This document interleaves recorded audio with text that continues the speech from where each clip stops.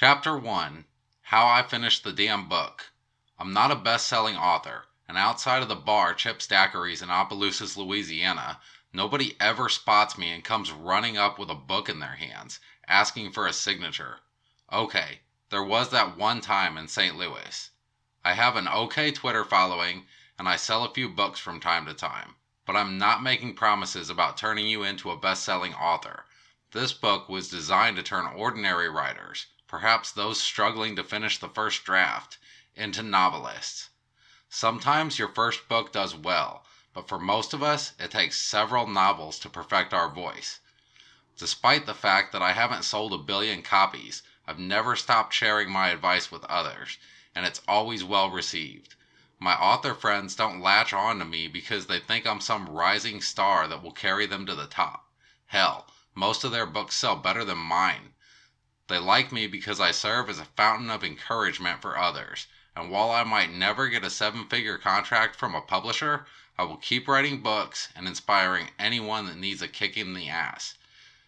You came here looking for encouragement, right? The fact that you are still reading shows that you have the thirst to become an author. No matter how scary hearing the truth may be, I'll tell you what that process takes. I've written several novels, novellas, screenplays, and my hard drive is chock full of short stories and flash fiction pieces. Sometimes I publish them for free because I don't have time to wait on the submission process, and I always have readers prompting me for more stories. I am, as they sometimes call me, a writing machine. And you can be too.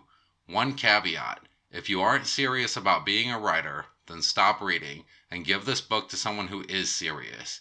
I'm not going to blow sunshine up your ass and tell you that there is some magic trick that will spawn manuscripts without work and determination. Save the fairy dust for Tinkerbell. Real writers have to sit their ass in a chair every day, even when they don't want to, and crank out words. Another point: I don't care what your experience level is. Writing a novel is no different than running a marathon, getting a gold medal in an Olympic sport, or winning at a skeet shoot. It requires skill, yes, but that skill usually doesn't come from some innate talent the person was born with. It comes from years of practice. It comes from a devotion to your craft and your goals. It comes from forcing yourself to fight the good fight every single day, to claw for every inch. When I started writing, I knew nothing about it, and now there is seldom a day when some random person or a friend or a fellow writer doesn't make some comment about my writing, my thoughts, or the inspiration that I create. It's my daily reminder that I have to keep going, keep inspiring, and forever kick the myth that there's some magic trick you can learn in school that will make you a better writer. There isn't. It boils down to a handful of things, which I'll discuss in this book, but the most important is words on a page. When I started writing fiction, I had no background to fall on, no instruction booklet, and I was on a floating oil rig in the middle of the Gulf of Mexico. I literally had a word processor, the internet, and a story. I cranked out my first draft of The Sword of Valhalla in 47 days. Think about that.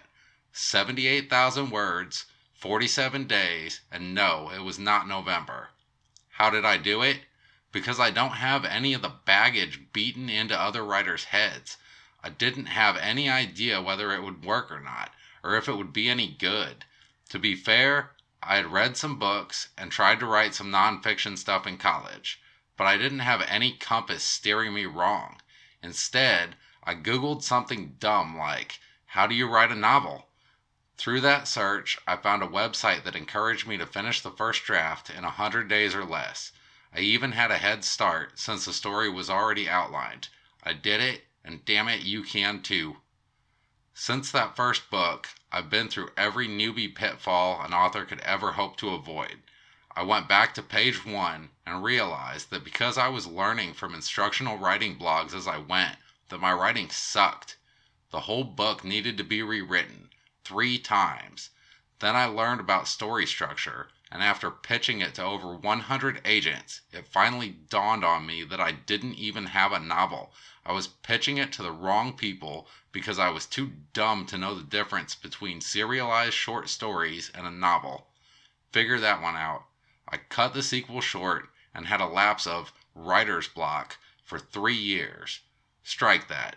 I let myself fail for 3 years. When I got back to writing, I made the decision right away.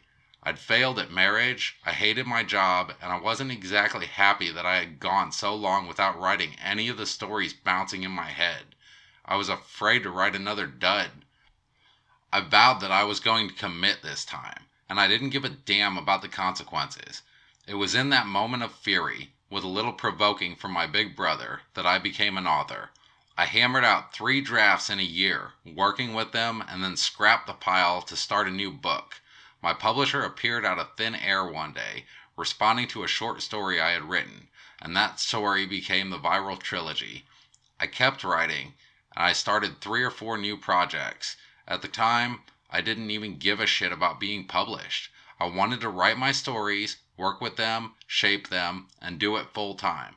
I even dropped my high-paying oil field job to write because I realized that it didn't matter what I write. Words are words, and each one is like an experience point in a role-playing game. You get enough words on paper, and you level up. Digesting learning material like blog posts, books on writing, instructions, classes, all of that shit is like power-ups and bonus items. It's all good, so do all of it, but the experience points come from actually writing. I sat down one day after scratching out a bunch of blog posts for a client. I was tired and I wanted to write, but nothing new was coming into my head. I had gotten into some kind of discussion earlier in the day about writer's block or motivation or something of the like, and it was really bothering me. There are so many people out there who would be awesome writers if someone just stepped up and told them what to expect, if they had a boost of motivation. I didn't want to work on stories because I wanted to put a message out. That message became this book, and I cranked out the first draft. 6 chapters in a few hours. I immediately tossed it up online and it started getting downloads. People were resonating with what I wrote. They didn't give a shit about the typos. They cared about the message. One of my friends told me that it was just the kick in the ass he needed and proceeded to make his word count goal for the night. He was having a rough time that day too, I suppose. I knew that I had something worth sharing, so I'm expanding it. I'm adding a bunch of extra chapters, revising or killing some chapters, and making this the best damn writing book that I can make. If you came here looking for verb suggestions, this book isn't going to help with that. But if you need a pissed off muse to lace your coffee with Octane Booster, I'm here to help. Muster up that desire, sit your ass in a chair, and finish the damn book. This is how you do it. You sit down and you put one word after another until it's done. It's that easy and that hard. Neil Gaiman.